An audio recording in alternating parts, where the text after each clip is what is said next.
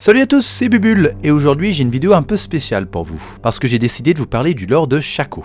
Et comme bon nombre d'entre vous le savent déjà, Shaco n'a pas de lore en fait. Mais j'ai eu une idée, je vais vous raconter le lore associé à chacun de ses skins, parce qu'en vrai, certains de ces skins ont plus de lore que la version canon.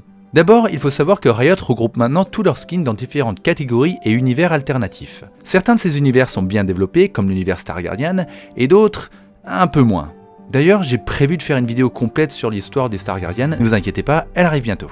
Bref, revenons-en à Shaco, et commençons avec le lore de l'univers canon. Dans le canon, Shaco était à la base une marionnette enchantée fabriquée pour un prince qui se sentait seul. Mais quand le prince est mort, Shaco a été corrompu par la magie noire et il est devenu complètement fou.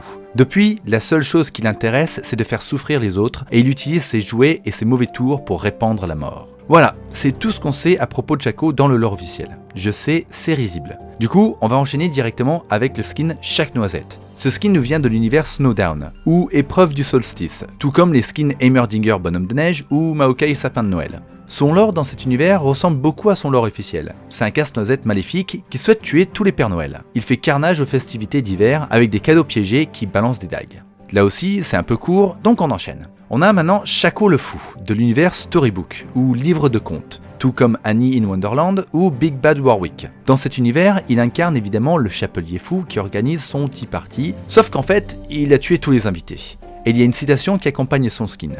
C'est toujours l'heure du thé, et on ne peut pas boire du thé sans avoir un couteau bien propre. Dans ce même univers, on a aussi le skin Shaco Joker.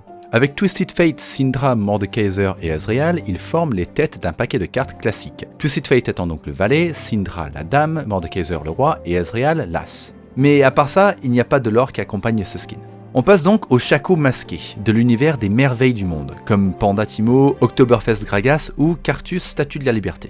Dans cet univers, Shaco est un acteur masqué qui performe des pièces de théâtre qui dénoncent la situation désespérée de la classe ouvrière. Par contre, il finit toujours sa pièce en poignardant dans le dos un membre de public pris au hasard.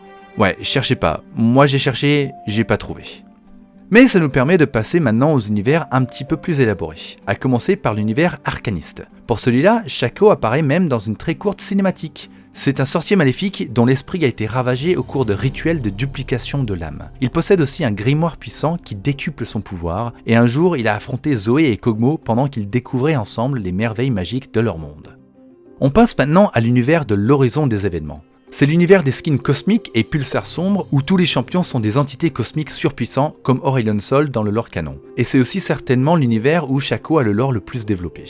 Dans cet univers, Shaco était autrefois une région de l'espace célèbre pour ses festivités criardes, avant d'être anéantie par le pulsar sombre et renaître sous les traits moqueurs d'un bouffon. Maintenant, quand Shaco approche d'un système habité pour tenter d'apaiser sa faim insatiable, les êtres qui y vivent peuvent entendre son ricanement dément bien avant son arrivée. Ils sont alors frappés par des visions apocalyptiques et des conflits font voler leur société en éclats. Encore une fois, dans cet univers-là, Shaco garde une personnalité complètement démentielle. Enfin, il reste Shaco du cauchemar criminel. Dans cet univers, les champions viennent de Valoran City, une ville ravagée par le crime et la corruption. Les gens utilisent des élixirs pour se donner des pouvoirs et permettre à leur gang de gagner la guerre de territoire qui a lieu dans la cité.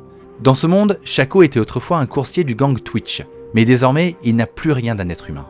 La corruption surnaturelle des élixirs lui a fait perdre la raison et son identité, le transformant en une horde rieuse de monstres armés de couteaux qui hantent les quartiers de Valoran City.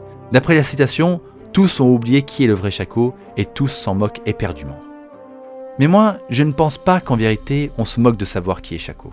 Je pense que, même si on déteste tous se faire troller par ces petites box à la con, au fond, on trouve qu'il mérite d'avoir un vrai lore, une véritable identité dans Runeterra. Pas juste, ouais, c'est un pantin quoi.